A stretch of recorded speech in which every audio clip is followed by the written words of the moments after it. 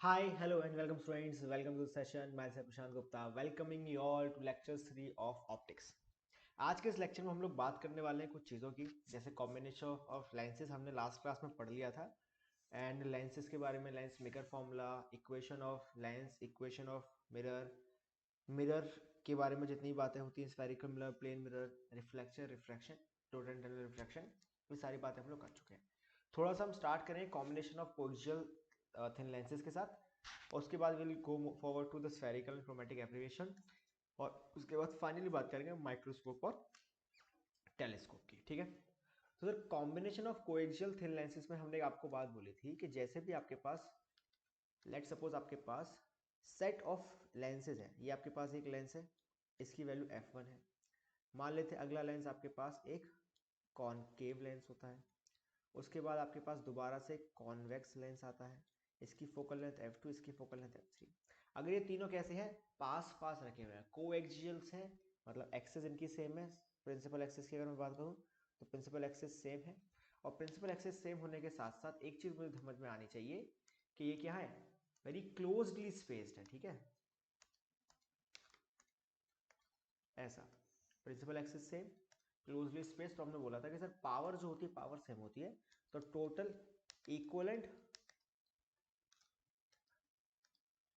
की अगर मैं बात करूं 1/f, equivalent of the system की बात करूं तो मैं लिख सकता हूं 1/f1 plus 1/f2 plus 1/f3। ठीक है, और एक चीज और सीखी थी मैंने कि सर अगर लेट सपोज मेरे पास क्या है, एक मिरर, एक लेंस है, लेंस में लेफ्ट और राइट साइड दोनों तरफ की रेडियसेस अगर सेम हो जाए, मान लो ये भी आर रेडियस है और ये भी आपका आर रेडियस है, उस केस में आप इसका फोकल लेंथ क्या लिखोगे, इसका रिफ्रैक्टिव इंडेक्स अगर म्यू है तो मैं मानता हूँ सर जो लेंस मेकर फॉर्म था f is equals to mu two upon mu one. अगर यहाँ म्यू टू और यहाँ पर वन होता है तब इस तरह से लिखते हो आप 1/r1 माइनस 1/r2। इस तरह से आपने बातों को लिखा था लास्ट क्लास में। तो 1/f इज इक्वल्स टू, बाहर वाला सराउंडिंग वन है यानी एयर है, तो यहाँ सिर्फ mu by one minus one लिखेंगे हम यहाँ पर 1/r1। सबसे पहले आप किसकी बात करते हो, लेफ्ट सर्किट, लेफ्ट जो आपका सरफेस है वो कैसी है सर, इस लेफ्ट सर्फेस को अगर आप देखें तो पोल के रिस्पेक्ट में जो रेडियस होगी इसकी राइट वर्ड होगी यानी पॉजिटिव होगी, तो 1/r लिखेंगे। माइनस ऑफ ये जो सेकंड सरफेस है इसकी रेडियस क्या होगी सर, टुवर्ड्स द लेफ्ट होगी, तो साइन कन्वेंशन के हिसाब से नेगेटिव लिखनी चाहिए, तो माइनस का आर यहाँ लिखेंगे आप। तो 1/f will be equals to mu minus one 1/r plus 1/r। So this whole thing will become 2/r mu minus 1। तो 1/f will be equals to, इस हिसाब से f will be equals to r/2, और यहाँ साथ में आपके पास क्या हो जाएगा 1/mu minus 1। इन जनरल अगर आप बात करते हो ग्लास की, तो ग्लास का जो रिफ्रैक्टिव इंडेक्स होता है वो होता है म्यू की जो वैल्यू होती है 1.5 या 3/2 होती है ना। तो उस हिसाब से अगर आप देखो तो f की वैल्यू क्या आ जाएगी सर, f की वैल्यू आ जाएगी r बाय 1.5 माइनस वन करेंगे तो 0.5 बचेगा, डिवाइड बाय मल्टीप्लाई बाय 2, तो ये मल्टीप्लाई होकर 1 ही मिल जाएगा, तो फोकल लेंथ जो होगी वो रेडियस ही होगी। ये एक शॉर्ट फॉर्म है जो आपको समझ आनी चाहिए कि अगर मेरे पास कोई लेंस है जो ग्लास से बना है, उसके अगर दोनों तरफ इक्वी, मतलब दोनों तरफ की रेडियस अगर सेम आर की होंगी तो उसकी फोकल लेंथ भी आर की होगी। बस इतनी सी बात मुझे आपको बतानी थी, इसलिए मैंने ये सारी कहानी करी कि अगर आपके पास, और सेम चीज आप कर सकते हो अगर आपके पास कैसा लेंस है, अगर आपके पास बाय कॉनकेव लेंस है, ये क्या होता है, इसको बोलते हैं बाय कॉन्वेक्स लेंस, और ये आपका होता है biconcave lens. Biconcave मतलब दोनों तरफ से स्फेरिकली आउटवर्ड लेंस है। तो इसके लिए भी अगर R1 R2 सेम रहेंगे तो इसकी जो फोकल लेंथ होगी, that focal length will be also equals to minus का r, क्योंकि मुझे पता है कि कॉनकेव लेंस की फोकल लेंथ नेगेटिव होती है, कॉन्वेक्स लेंस की फोकल लेंथ पॉजिटिव होती है। तो ये दोनों बातें मुझे आपको बतानी थी, इसलिए मैंने यहाँ से बता दी। Now let's move forward. सबसे पहले बात करते हैं हम लोग माइक्रोस्कोप की। ठीक है, माइक्रोस्कोप क्या होता है, कैसी प्रॉपर्टी है माइक्रोस्कोप, सर एक ऐसी डिवाइस जो किसी ना किसी तरह से माइक्रो यानी छोटी चीजों को दिखा दे, है ना भाई। एक ऐसी डिवाइस जो क्या करे, एक ऑब्जेक्ट की इमेज ऑब्जेक्ट से बड़ी बना दे, ऐसी डिवाइस को हम बोलते हैं माइक्रोस्कोप, जो क्या करे, चीजों को मैग्नीफाई करे। ठीक है, ए सिंपल मैग्नीफायर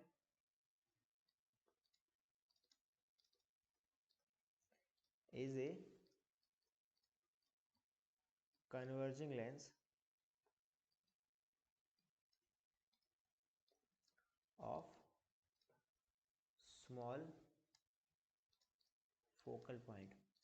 एक माइक्रोस्कोप की फोकल लेंथ कैसी होनी चाहिए सर? एक माइक्रो लेंस की फोकल लेंथ कम होनी चाहिए। क्यों कम होनी चाहिए? क्योंकि सर अगर मैं आपको याद हो, अगर मेरे पास क्या है, एक बाय कॉन्वेक्स लेंस है, और इस बाय कॉन्वेक्स लेंस में अगर आप किसी ऑब्जेक्ट को कहाँ रख दो, फोकल से पोल के बीच में अगर आप किसी ऑब्जेक्ट को रखते हो, लेट्स सपोज ये आपका पोल है और ये आपका फोकस पॉइंट है। ठीक है, तो पोल से फोकस के बीच में अगर आप एक ऑब्जेक्ट को रखते हो कुछ इस तरह से, मान लो ये आपने ऑब्जेक्ट को रखा है सर, पहली रे तो जाएगी कुछ इस तरह से, और जो पार करके वापस चली जाएगी, कि पहली रे तो कुछ इस तरह से यहाँ से गई सीधा। अगर ये फोकस पॉइंट यहाँ पर है तो सेम फोकस पॉइंट मैं कह सकता हूँ इसका यहाँ पर इस तरह से भी बन रहा होगा, डिस्टेंस सेम डिस्टेंस पर, अप्रॉक्सीमेटली सेम डिस्टेंस पर ये फोकस पॉइंट बन रहा होगा। ठीक है, तो क्या करेगी ये रे, यहाँ से इस तरह से वापस जाएगी और आपको इस फोकस पॉइंट से कट करती हुई दिखाई देगी।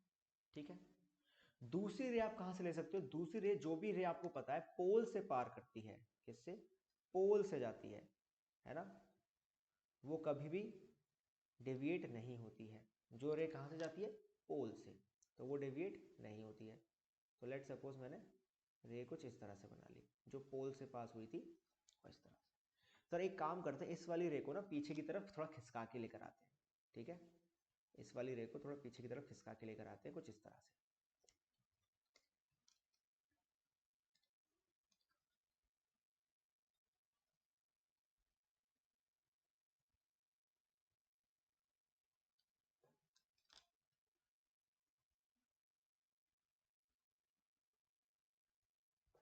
एक सेकंड रुक जाना, थोड़ा सा मिसमैच हो रहा है ये।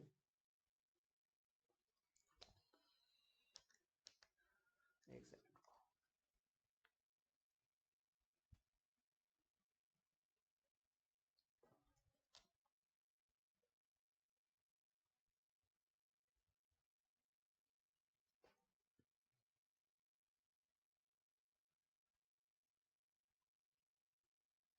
कुछ इस तरह से।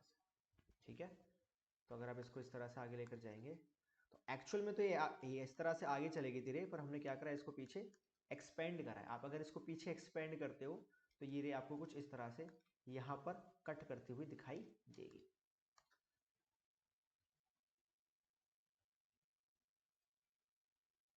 और क्या मिलेगी मुझे?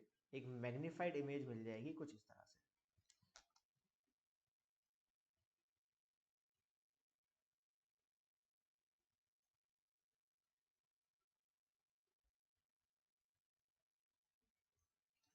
ठीक है, एक मैग्नीफाइड इमेज आपको मिलेगी जो यहाँ पर कहीं कट कर रही होगी, यहाँ पर।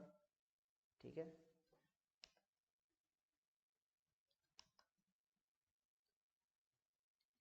तो ये जो इमेज आपको मिलेगी, क्या मिलेगी? आपके ऑब्जेक्ट से कहीं बड़ी आपको एक इमेज मिल जाएगी। तो यहाँ क्या करा, जब भी आपने एक सिंपल कॉन्वेक्स लेंस लिया आपने, ठीक है, एक सिंपल बाय कॉन्वेक्स लेंस लिया और उसमें क्या करा, ऑब्जेक्ट को फोकल लेंथ और पोल के बीच में जब भी रखा तो क्या मिला? ऑब्जेक्ट की एक इमेज मिली जो कैसी है? इमेजिनरी है, रियल इमेज नहीं है ये, इमेजिनरी है और मैग्नीफाइड है।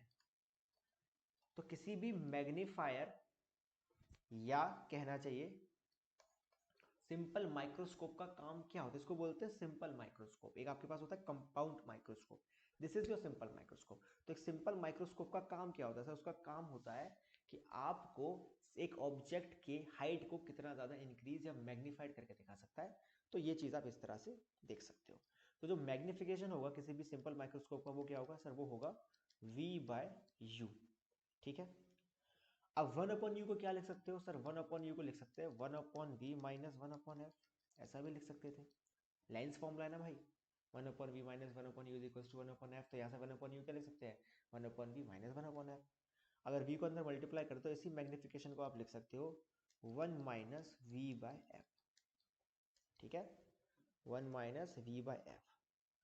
अब ये जो v बाय एफ है, ठीक है, साइन कन्वेंशन अगर मैं देखूं v बाय एफ, v क्या था सर, v ये वाला इमेज ये था, यहां से लेके यहां तक का इमेज डिस्टेंस, ये आपका इमेज था v, और f क्या था सर, f था यहां से लेके यहां तक का डिस्टेंस, v बाय एफ, ठीक है। तो ऑब्जेक्ट जो इमेज डिस्टेंस है वो आपका बोला v, और जो फोकल लेंथ है that is called your f, ठीक है।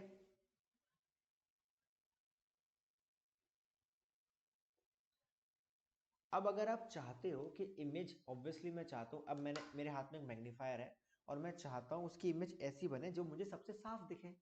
एक ह्यूमन आई के लिए जो इमेज आपको सबसे साफ दिखाई देती है, किसी भी एक ह्यूमन आई के लिए जो इमेज आपको सबसे साफ दिखाई दे सकती है, that is at a distance of 25 centimetre. इसको बोलते हैं कैपिटल डी डिस्टेंस। जब भी कोई ऑब्जेक्ट आपकी आई से 25 सेंटीमीटर पर बनता है, तो जिस एंगल पर वो बनता है, कोई भी ऑब्जेक्ट, ठीक है, अगर 25 सेंटीमीटर बनता है तो वो आपको सबसे ज़्यादा क्लियर दिखाई देगा, सबसे ज़्यादा फोकस दिखाई देगा। तो मैं चाहता हूँ कि अगर मुझे मैग्निफिकेशन मिले तो मैग्निफिकेशन कुछ इस तरह का मिले जिससे मेरे पास जो फाइनल इमेज बन रहा है वो मेरी डी वैल्यू पर बने, ताकि मुझे सबसे ज़्यादा क्लियर इमेज दिखाई दे। यार इमेज तो बन गई है, अब वो इमेज क्लियर नहीं दिखाई दे रही तो क्या फ़ायदा है इस इमेज का। तो आप चाहते हो कि आपको इमेज जो दिखे वो डी वैल्यू पर दिखे, तो आप बोलोगे कि सर ये जो मैग्निफिकेशन होगा, एक तो ये मैग्नीफाइड अच्छा हुआ होगा और दिखेगा बड़ा साफ, तो ये वैल्यू होगी आपकी मैग्निफिकेशन की। या तो लिख सकते हो, देखो थ्योरेटिकल स्पीड बोल सकते हैं 1 माइनस वी बाई एफ, लेकिन प्रैक्टिकली मुझे समझ में आना चाहिए कि क्या होना चाहिए, 1 माइनस डी बाई एफ। क्या बात क्लियर है, पक्की सी बात है, बहुत बढ़िया, ठीक है। तो अब अगर मुझे किसी ऑब्जेक्ट का फोकल लेंथ पता है, बस डी की वैल्यू तो 25 सेंटीमीटर मुझे पता है, और मुझे किसी भी लेंस का फोकल लेंथ पता है, तो क्या मैं बता सकता हूँ कि वो मैग्नीफाई कितना करेगा। लेट्स सपोज मेरे पास एक ऑब्जेक्ट है, अच्छा इसमें पॉजिटिव प्लस साइन होगा, क्यों, क्योंकि v की value left of the mirror पर है, तो अगर साइन कन्वेंशन यूज करूंगा तो नेगेटिव नेगेटिव पॉजिटिव हो जाएगी। बाय कॉन्वेक्स लेंस का फोकल लेंथ पॉजिटिव, तो वो तो पॉजिटिव रहेगा, लेकिन क्योंकि इमेज इमेजिनरी बन रही है, towards the left of the object बन रही है, ऑफ द लेंस बन रही है, तो नेगेटिव ट्रीट करी जाएगी, तो ये पॉजिटिव हो जाएगा, ठीक है। साइन कन्वेंशन फॉलो करके जो मैग्निफिकेशन आएगा वो कुछ इस तरह से आएगा। आई होप ये समझ आया होगा बच्चों आप लोग सभी लोगों को। तो मैग्निफिकेशन के दोनों फॉर्मूले समझ आना चाहिए। थ्योरेटिकल फॉर्मूला ये है, लेकिन प्रैक्टिकल फॉर्मूला ये है, ये आपका प्रैक्टिकल फॉर्मूला है, ठीक है। अच्छा, तो अब अगर मैं आपको सीधा सीधा सिर्फ ये बोलूं कि मेरे पास एक ऑब्जेक्ट है जिसका फोकल लेंथ ये है, बाई कॉन्वेक्स लेंस है, इसकी फोकल लेंथ ये है, व्हाट इज द मैग्निफिकेशन, क्या डायरेक्ट बता सकते हो। अगर बोलो कि मेरे पास एक फोकल लेंथ है, लेट्स सपोज 10 सेंटीमीटर का, तो बताओ मैग्निफिकेशन क्या है सर। मैग्निफिकेशन की वैल्यू होगी 1 plus 25 centimetre divided by 10 centimetre, तो मैग्निफिकेशन क्या हो जाएगा 1 प्लस 2.5 यानी 3.5, 3.5 गुना मैग्नीफाइड वैल्यू मिलेगी। अब इसी चीज को थोड़ा सा मैं चेंज करता हूँ, लेट्स सपोज फोकल लेंथ को करता हूँ 1 सेंटीमीटर, ठीक है। एक ऑप्शन ये, एक क्वेश्चन ये करा, दूसरा क्वेश्चन करो 1 सेंटीमीटर का, तो मैग्निफिकेशन क्या बोलेगा सर, मैग्निफिकेशन बोलेगा 1 plus 25 centimetre divided by 1 centimetre, centimetre centimetre cancels out, और मैग्निफिकेशन कितने का हो जाएगा 26। तो अगर फोकल लेंथ ज्यादा है तो मैग्निफिकेशन कम हो रहा है, अगर फोकल लेंथ कम है तो मैग्निफिकेशन ज्यादा हो रहा है। इसलिए आपको ऊपर मैंने लिखवाया था कि आपके पास a simple magnifier is a converging lens of a smaller focal length। Focal length अगर कम होगी तो मैग्निफिकेशन जो है वो आपको ज्यादा मिलने वाला है, ये बात सर्वत्र सत्य है, इसमें कोई दिक्कत वाली बात है नहीं, ठीक है। कभी कभी ये 1 प्लस वाली चीज को आप इग्नोर भी कर सकते हो, सीधा सीधा आप इसको d बाई एफ भी लिख सकते हो मैग्निफिकेशन को, कभी कभी किसी किसी केस में इस मैग्निफिकेशन को आप कभी कभी अप्रोक्सीमेटेड करके d बाई एफ भी लिख सकते हो, जब d बाई एफ की value is greater than one, काफी ग्रेटर देन वन है, तब ऐसा करा जा सकता है, ठीक है। ये तो आपका हो गया सिंपल माइक्रोस्कोप। सिंपल माइक्रोस्कोप के बाद आप देखो, सिंपल माइक्रोस्कोप की क्या होती है, एक लिमिटेशन है ना भाई। अगर मैं एक सिंपल माइक्रोस्कोप की प्रैक्टिकल लिमिटेशन की बात करूं, तो प्रैक्टिकली देखो, ये तो मैंने थ्योरेटिकली आपको ऐसे बोल दिया कि 1 सेंटीमीटर की फोकल लेंथ, 1 सेंटीमीटर की फोकल लेंथ के लिए आपको रेडियस कितना चाहिए होगा 2 सेंटीमीटर, यानी 2 सेंटीमीटर की रेडियस का लेंस चाहिए होगा, 2 सेंटीमीटर रेडियस या 2 सेंट, तो कितना छोटा लेंस हो जाएगा, उसमें से तुम क्या ही देख लोगे। तो प्रैक्टिकल एप्लीकेशन में अगर मैं देखूं तो मैग्निफिकेशन इन जनरल जो होता है वो 9 to 10 की रेंज में होता है। एक नॉर्मल जो आपको कमर्शियली अवेलेबल जो आपको माइक्रोस्कोप मिलते हैं, सिंपल माइक्रोस्कोप जो मिलते हैं, उनका जो मैग्निफिकेशन होता है वो 9 to 10 की रेंज में होता है, लेस देन या ग्रेटर, लेस देन और इक्वल टू 9 की रेंज में होता है। जो कमर्शियली अवेलेबल आपके पास है लेस देन और इक्वल टू 9 की रेंज में आपको उसका मैग्निफिकेशन दिया जाता है। अब इस मैग्निफिकेशन को अगर आपको बढ़ाना है तो हम बात करते हैं कंपाउंड मैग्निफिकेशन की, ठीक है। सिंपल माइक्रोस्कोप की बात कर लिए, अब सिंगल माइक्रोस्कोप से ज्यादा वैल्यू चाहिए तो हम बात करते हैं कंपाउंड माइक्रोस्कोप की। और ये वो माइक्रोस्कोप है जो आपने लैब्स वगैरह में देखे होंगे, देखे ना, ऐसे यहाँ से ऊपर एक हेड होता है जिसमें से आप आईपीस रखते हो, और नीचे से 3-4 डिफरेंट डिफरेंट तरह के लेंसेज लगे होते हैं, और नीचे एक जगह होती है प्लेट रखने की जिसमें आप अपने सलाइवा को, ब्लड को, इन सबको रख के फिर उसमें चेक करते हो कि इसमें क्या क्या चीज़ें मुझे दिख रही है। तो वो सारे क्या होते हैं, वो सारे आपके कंपाउंड माइक्रोस्कोप होते हैं, ठीक है। कंपाउंड माइक्रोस्कोप में बेसिकली होता है क्या है, कंपाउंड माइक्रोस्कोप में you have two things. Number one, you have a eyepiece and you have a objective lens.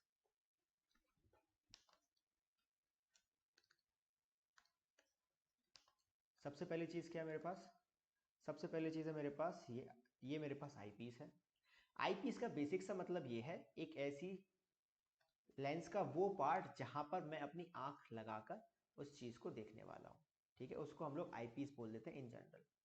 तो इसको मैंने आईपीस बोला, इसका मतलब क्या है कि इसके पीछे मेरी आंखें होने वाली हैं, सीधा सा मतलब ये है, ठीक है। ये आपकी प्रिंसिपल एक्सिस है, ठीक है। आईपीस लगा है इसका मतलब क्या है, यहाँ पर आपकी आंखें होंगी, और इस आईपीस के सामने आपने लगाया ऑब्जेक्ट लेंस, ठीक है। स्ट्रक्चर थोड़ा सा बता रहा हूँ, इसको बोलते हैं ऑब्जेक्ट लेंस, ऑब्जेक्ट लेंस, इसको बोलते हो आप eyepiece lens, eyepiece lens. Object lens के सामने आप रखते हो ऑब्जेक्ट को, ठीक है भाई। ऑब्जेक्ट लेंस के सामने आपने रखा है अपने ऑब्जेक्ट को, कुछ इस तरह से, ठीक है। अगर इस तरह से रखा था तो सर क्या होगा, सब पहली चीज तो ये कि यहाँ से एक लाइट चलेगी जो कहाँ चली जाएगी, फोकस की तरफ। तो मान लेते हैं कि इसका फोकल पॉइंट कुछ इस तरह से होगा और ये फोकल पॉइंट की तरफ कुछ ऐसे चली जाएगी, ठीक है। दूसरी हम मान के चलते हैं कि यहाँ से ओरिजिनेट करेगी और पोल से जाती हुई आपको यहाँ कहीं कट करती हुई दिख जाएगी, ठीक है। पोल से जाती हुई आपको यहाँ कट करती हुई दिख जाएगी, ठीक है भाई। ये आपकी फोकस से कट कर रही थी और वो आपकी पोल से कट कर रही थी। एक सेकंड, इसको दोबारा बना लेता हूँ। कुछ इस तरह से मैंने बोला कि आपको ये आपकी क्या मिल गया, ये आपको फर्स्ट हाइट मिल चुकी है, जिसे हम कह सकते हैं फर्स्ट मेरा जो इमेज है वो मुझे यहाँ मिलेगी, ठीक है जी। ये मुझे फर्स्ट इमेज मिल गई है। क्या this image will work as a object for your next object for your next lens. एक सेकेंड रुकना। This object will be treated as, this image will be treated as object for your next, एक तो आपके पास ये आएगा कुछ इस तरह से,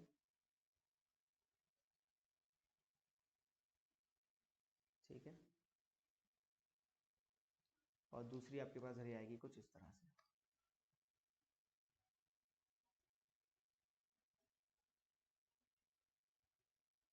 ठीक है। मान के चलो ये फोकल पॉइंट था, ठीक है। अब उसमें हम क्या कहते हैं कि इसको थोड़ा सा आईपीस को पास लेकर आते हैं, मान लो यहाँ कुछ आईपीस को लेकर आए, ठीक है। अब क्या होगा sir, this eyepiece will treat this image, ये जो पहली इमेज आपकी बनी है, this will be treated as object for your second eyepiece. ये आपके पास ऑब्जेक्ट था, ऑब्जेक्ट की इमेज बनी, and this image will be treated as object for your second eyepiece. और आपको क्या मिलेगा, दोबारा मैग्निफिकेशन मिलेगा कुछ इस तरह से, ठीक है।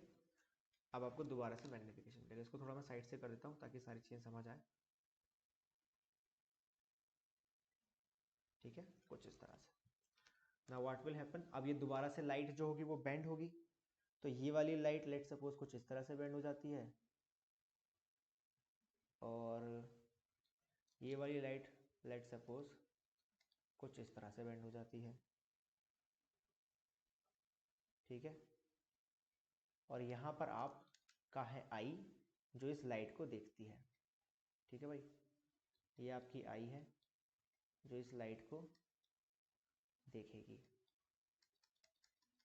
ये आपका आई है। अब ये लाइट आपको कहाँ से आती हुई दिखेगी? सर पक्की सी बात है, लाइट मुझे कहीं ना कहीं यहाँ से आती हुई दिखेगी।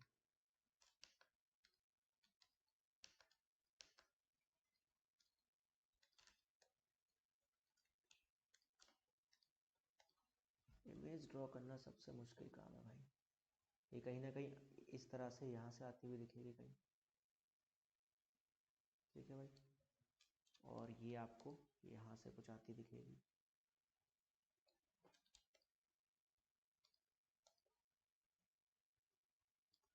अरे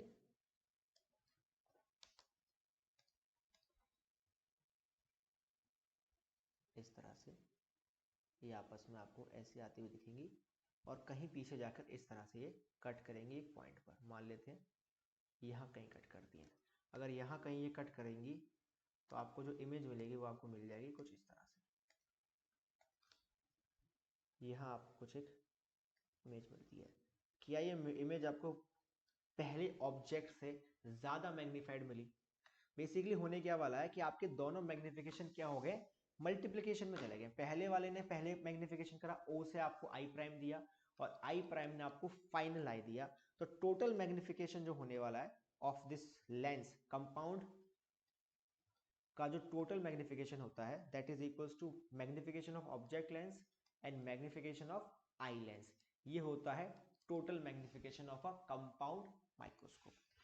magnification of a object lens आप लिख सकते हो L by F naught, and magnification of eye lens क्या होना चाहिए सर? फाइनली मुझे ये समझ आना चाहिए कि फाइनल इमेज हमेशा कहाँ बननी चाहिए सर? फाइनल इमेज हमेशा डी डिस्टेंस पर बननी चाहिए, तभी मुझे क्लियर दिखाई देगी। तो टोटल मैग्निफिकेशन इस तरह से आप लिख सकते हो। L क्या है sir? L is the total length of the this microscope. ठीक है, तो L by F naught into D by F E. D क्या है sir? D is the your natural जो 25 सेंटीमीटर लेंथ होती है, जहां पर आपको सारी चीजें बहुत ज्यादा नॉर्मल दिखाई जाती है, वो डी है। F O is the focal length of object lens, F E is the focal length of eye lens, and L is the length of microscope. ठीक है, तो यहां से लेकर यहां तक जो आपके पास वैल्यू है टोटल, इसको बोलते हो आप, ये आपका लेंथ ऑफ द माइक्रोस्कोप है। ठीक है, L is the length of microscope. तो this is your magnification for compound microscope. ठीक है, एक आपके पास सिंपल माइक्रोस्कोप था, उसका मैग्निफिकेशन क्या था? 1 प्लस डी बाई एफ ई। मैंने आपको क्या बोला था? डी बाई एफ ई को 1 प्लस डी बाई एफ ई को कभी कभी नॉर्मली डी बाई एफ ई लिख लेते, तो वही हमने यहाँ यूज करा, डी बाई एफ ई लिखा है। इन जनरल मुझे पता क्या होना चाहिए? 1 प्लस डी बाई एफ ई होना चाहिए, पर मैंने अप्रोक्सीमेशन के लिए उसको सीधा सीधा D by F E use कर लिया है। ठीक है, और ऑब्जेक्ट लेंस का एल बाई एफ नॉट। इसके बाद जो नेक्स्ट चीज की हम बात करेंगे, नेक्स्ट चीज की हम बात करेंगे बच्चे टेलीस्कोप की। कि टेलीस्कोप क्या होता है, जरा देखो एक बार। सर टेलीस्कोप किस काम आता है? टेलीस्कोप काम आता है दूर की चीजों को पास देखने में। माइक्रोस्कोप क्या काम आता है? पास की छोटी चीजों को बड़ा देखने में। टेलीस्कोप क्या काम होता है? दूर की छोटी चीजों को बड़ा देखने में। इसके लिए आप टेलीस्कोप का यूज करते हो इन जनरल। तो टेलीस्कोप में भी आपके पास क्या होते हैं? दो लेंसेज होते हैं। एक आपके पास हो जो ऑब्जेक्ट लेंस, लेकिन ऑब्जेक्ट लेंस आपके पास टेलीस्कोप में थोड़ा बड़ा होगा with respect to the eye lens. ठीक है, ऑब्जेक्ट लेंस कैसा होगा? थोड़ा सा रिलेटिवली बड़ा होने वाला है। ठीक है, 3 4 5 6 7 8 9। ठीक है, मिड पॉइंट मिल गया है, और यहाँ पर भी मिड पॉइंट इस तरह से लिख सकते हैं हम। ठीक है,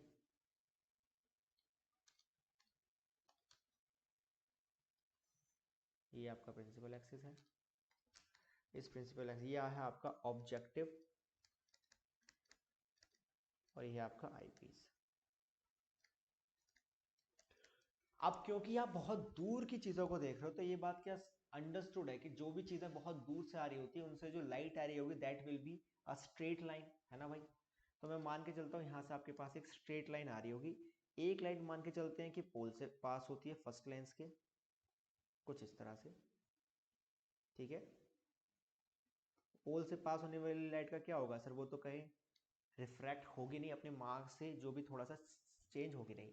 और दूसरी लाइट मान के चलते हैं पैरेलल टू फर्स्ट लाइट आ रही है कुछ इस तरह से, लेकिन क्योंकि ये अब थोड़े से अपने डायरेक्शन से क्या होगी, मुड़ेगी, तो मुड़ेगी मैंने बोला तो मुड़ कुछ इस तरह से जाएगी, मान के चलो कुछ ऐसे मुड़ जाएगी, ठीक है। कुछ ऐसे मुड़ जाती तो आपको फर्स्ट इमेज मिल जाती है सबसे पहले तो, और जैसे ही फर्स्ट इमेज मिलती है वो image will be treated as the object for the second lens. तो ये आपको फर्स्ट इमेज मिल जाती है कुछ इस तरह से, एक लेंस से अगर आप देखते तो आपको इस तरह की चीजें मिलती। अब सेकंड लेंस से देख रहे हो तो क्या होगा, दोबारा से ये लेंस की वजह से जो मैं आपके पास लाइट है आपकी इस वाले की लेट सपोज की वजह से इस तरह से चली जाती है, और इस वाले की वजह से जो दूसरे वाले की तरफ वजह से है वो मान लो कुछ इस तरह से चली जाती है। तो इन दोनों की वजह से अब इन दोनों को, अब आपको यहाँ पर क्या, यहाँ आपके पास आई है आपकी, तो इस ये आई जब आपको देखेगी लाइट को आते हुए तो क्या देखेगी, कहीं दूर से आ रहे होंगे तो इसको पीछे एक्सटेंड करना रहेगा। तो मान लो इसको पीछे एक्सटेंड यहाँ कुछ इस तरह से करा अगर आपने,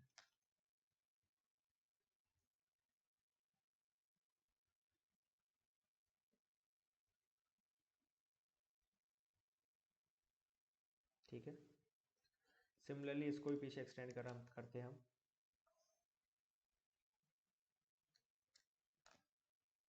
तो फाइनल इमेज जो मिलेगी आपको एक बड़ी इमेज मिल जाएगी, एक बहुत दूर की चीज जो आपके पास थी, ठीक है।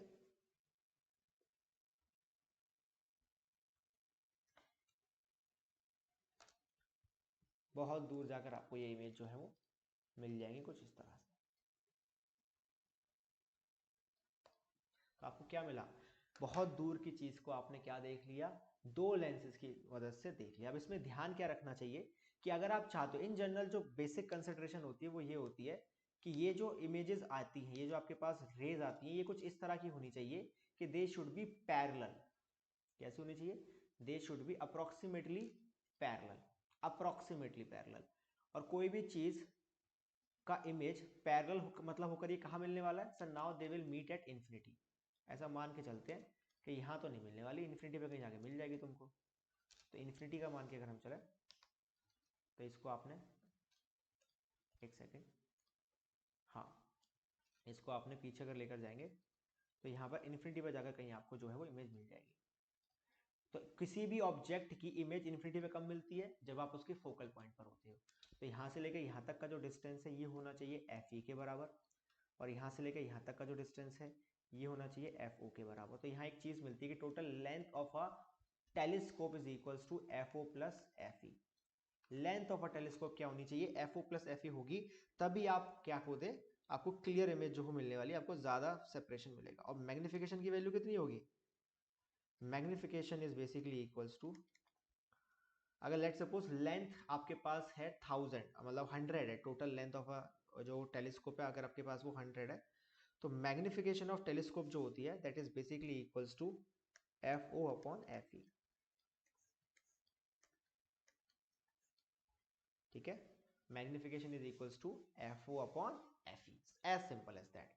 तो फोकल लेंथ ऑब्जेक्ट की divide by focal length eyepiece की जो भी होगा that is equals to your magnification of object, ठीक है। इस तरह से आपका टेलीस्कोप जो है वो बनाया जाता है। एक तरह के टेलीस्कोप और यूज करे जाते हैं, जैसे ये तो आपने लेंस को यूज करके टेलीस्कोप बनाया, एक तरह के टेलीस्कोप और यूज करे जाते हैं जो कि मिरर को यूज करके बनाए जाते हैं, ठीक है। वो कैसे बनते जरा एक बार देखो, स्ट्रक्चर की बात कर रहे हैं बस। लेट सपोज ये आपके पास है, ये आपके पास स्ट्रक्चर कुछ इस तरह से है, यहाँ पर आप लगाएंगे एक मिरर, यहाँ पर आप लगाएंगे एक मिरर, ठीक है। ये आपने क्या लगाए, दो मिरर्स लगाए, और मिरर्स के आगे आपने यहाँ पर लगा दिया अपने आई पीस, ठीक है। यहाँ से बैठकर आप देख रहे हो, और इसके सामने यहाँ पर आपने लगाया एक दूसरा मिरर कुछ इस तरह से, इस तरह से ये वाले मिरर थे, और ये वाले मिरर कुछ इस तरह से थे शाइंड, ठीक है। तो इससे बेसिक होने के वाली कहानी वो ये है कि जो भी लाइट रे यहाँ से पैरेलल आएगी, जो बहुत दूर से आएगी, इस वाले मिरर की वजह से यहाँ टकराएगी, और टकराने के बाद यहाँ से कुछ इस तरह से अंदर चली जाएगी इसके, और आपको आई पीस पे दिख जाएगी, ठीक है। सिमिलरली अगर कोई रे इस तरह से आ रही है, यहाँ से मान लो यहाँ से आ रही है, तो पहले वो यहाँ से टकराएगी, को कुछ इस तरह से चली जाएगी, और टकराने के बाद यहाँ से जाने के बाद कुछ इस तरह से अंदर चली जाएगी, ठीक है। तो ये आपका फायदा होता है रिफ्लेक्ट, ये जिसको बोलते हैं रिफ्लेक्टिंग टेलीस्कोप।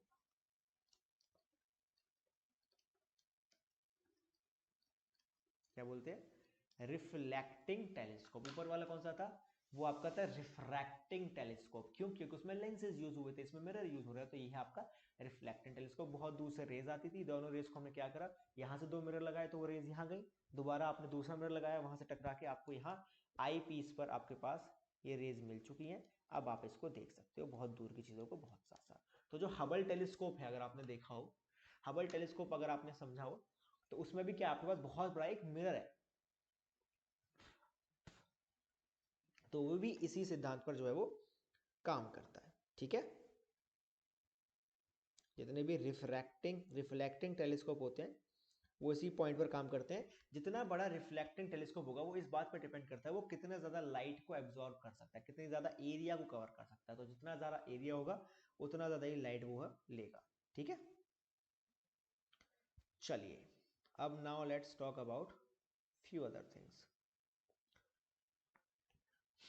टेलीस्कोप की हमने बात कर ली है, हमने आईपीस की बात कर ली है, हमने माइक्रोस्कोप की बात कर ली है, कंपाउंड माइक्रोस्कोप की बात कर ली है। Now let's talk about spherical and chromatic abbreviation. ये बहुत नॉर्मल सी चीजें हैं और कैसे दूर होती है। स्फेरिकल एंड क्रोमेटिक एब्रीविएशन,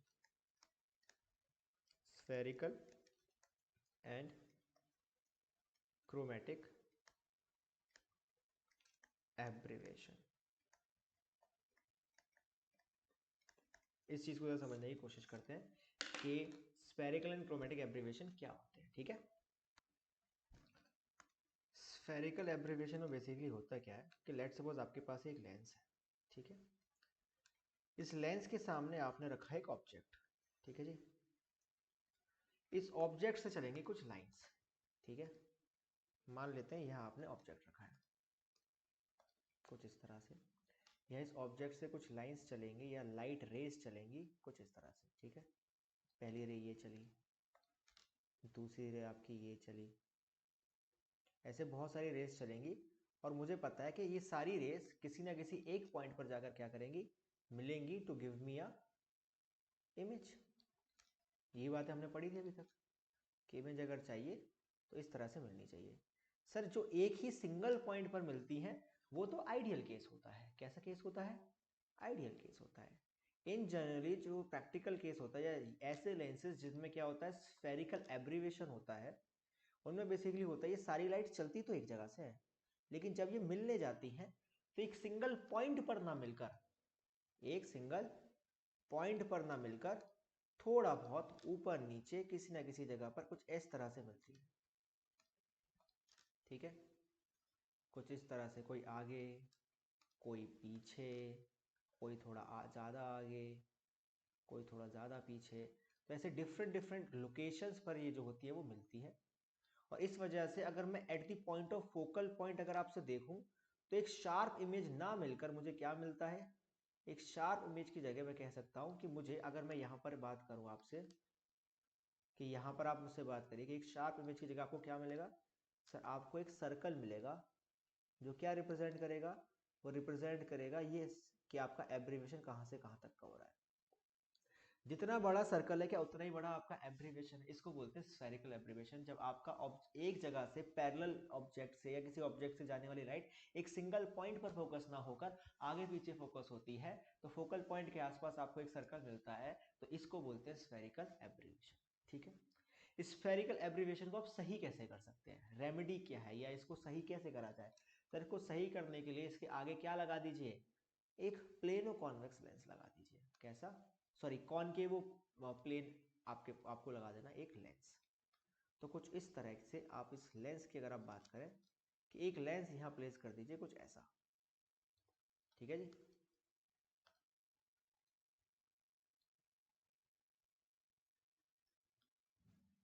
ठीक है, ये आपने इसके ऊपर लेंस प्लेस कर दिया कुछ ऐसा। तो जो भी रेज अलग अलग डायरेक्शन में क्या हुई थी, चली गई थी, अब वो क्या करेगा, ये लेंस क्या करेगा, उन्हें वापस एक जगह लाने की कोशिश करेगा, या एक जगह लाने की कोशिश में अब ये आपकी एक सिंगल लाइन पर जाकर क्या हो जाएंगी, फोकस हो जाएंगी। So this is your solution.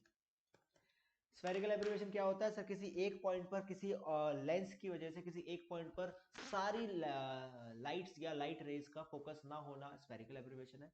सही कैसे कर सकते हैं सर, सही करने के लिए इस तरह से आप एक उसके आगे कॉन्वेक्स कॉनकेवो प्लेन आप मटेरियल रख सकते हैं, आगे नहीं, थोड़ी सॉरी पीछे, पीछे की डायरेक्शन में, ठीक है, पीछे, पीछे की डायरेक्शन में आपने इसमें एक मटेरियल इसमें आपने लेंस लगा देना है कुछ इस तरह से। और ये लेंस क्या करेगा, ये लेंस आपको पहले सारों को डेविएट कराएगा और डेविएट करके आप फोकस कराएगा। तो पॉसिबिलिटी ये है कि now your rays will become aligned at a same point, ठीक है। अब वो सेम पॉइंट पे जो है वो अलाइन हो जाएंगी।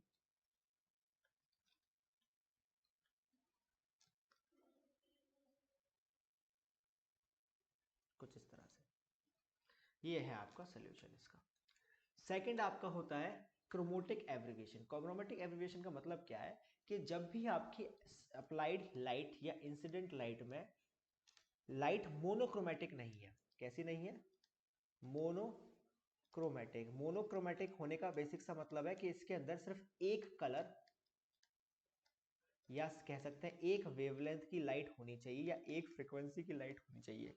जब आपके पास ऐसी लाइट ना हो जो कि मोनोक्रोमेटिक नहीं है, जैसे कि white light, sir white light monochromatic नहीं होती है, ये बात तो हमको पता है बचपन से कि व्हाइट लाइट मोनोक्रोमेटिक नहीं होती, it is made up of 7 lights, विबिग और जिसकी हम बात करते हैं।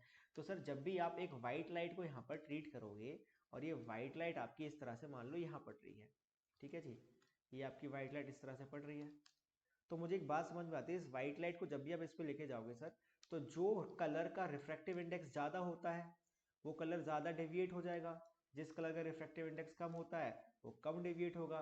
तो क्या आपको नए नए 7 कलर मिल जाएंगे, समझ पा रहे हो। रेड अगर आपको याद होता हो तो सबसे कम डेविएट होता था, तो सबसे कम डेविएट होता क्योंकि उसका रिफ्रैक्टिव इंडेक्स सबसे कम होता था, तो वो कहीं दूर जाकर बनेगा। वही अगर आप बात करो वॉयलेट की, तो वॉयलेट का क्या होता था, वॉयलेट का जो डेविएशन होता था वो सबसे ज्यादा होता था क्योंकि उसका रिफ्रैक्टिव इंडेक्स सबसे ज्यादा होता था।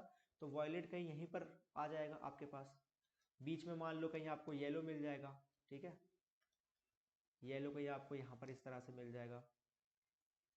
बात समझ पा रहे हो। तो बेसिकली होने गया Indigo, blue, green, let suppose एक ग्रीन और बना देता हूँ मैं, ठीक है, ग्रीन लेट सपोज आपको यहाँ पे ऐसा मिल जाएगा, violet, indigo, blue, green, yellow, orange, red, ठीक है ना भाई। तो अपने को समझ आ रहा है कि जिसका रिफ्रैक्टिव इंडेक्स जितना ज्यादा होगा उसका उतना डेविएशन ज्यादा होगा। डेविएशन अगर किसी चीज का ज्यादा होगा तो सर वॉयलेट का सबसे ज्यादा होगा, रेड का सबसे कम होगा, तो आपको डिफरेंट डिफरेंट कलर की चीजें मिलने लगेंगी यहाँ पे। तो आपको क्या मिलेगा, एक सिंगल पॉइंट सोर्स तो फिर भी नहीं मिलने वाला, एक सिंगल पॉइंट सोर्स तो फिर भी नहीं मिलने वाला। तो इसको बोलते हैं आप क्रोमेटिक एब्रीविएशन। और इसको दूर करने के लिए जो सोल्यूशन है वो सोल्यूशन क्या है सर, सोल्यूशन में आपने कुछ नहीं करना, इसके ऊपर दोबारा से आपने क्या लगा देना है, एक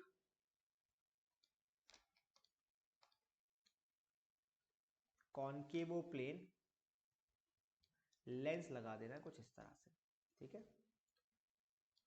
ये लेंस अगर आप इसमें लगा देंगे तो क्या करेगा, अब ये सारे के सारे कलर्स को क्या करेगा, डेविएट करने की कोशिश करेगा, और जिस कलर का रिफ्रैक्टिव इंडेक्स जितना ज्यादा होगा क्या वो फिर से उतना ज्यादा डेविएट होगा, और अब आपको ये सेम पॉइंट पर मिलने की कोशिश करेंगे। तो ये है आपका सोल्यूशन या रेमेडी, जो भी आप कहना चाहते हैं। तो स्फेरिकल एब्रीविएशन क्या था, स्फेरिक, और आपका ये क्रोमोटिक एब्रीविएशन। स्फेरिकल एब्रीविएशन एक पॉइंट पर आके फोकस नहीं होती थी, तो फोकस करने के लिए पीछे की डायरेक्शन में प्लेनो कॉनकेव लेंस लगाया, क्या लगाया, प्लेनो कॉनकेव लेंस पीछे की डायरेक्शन में, और यहां क्या लगाया, कॉनकेवो प्लेन।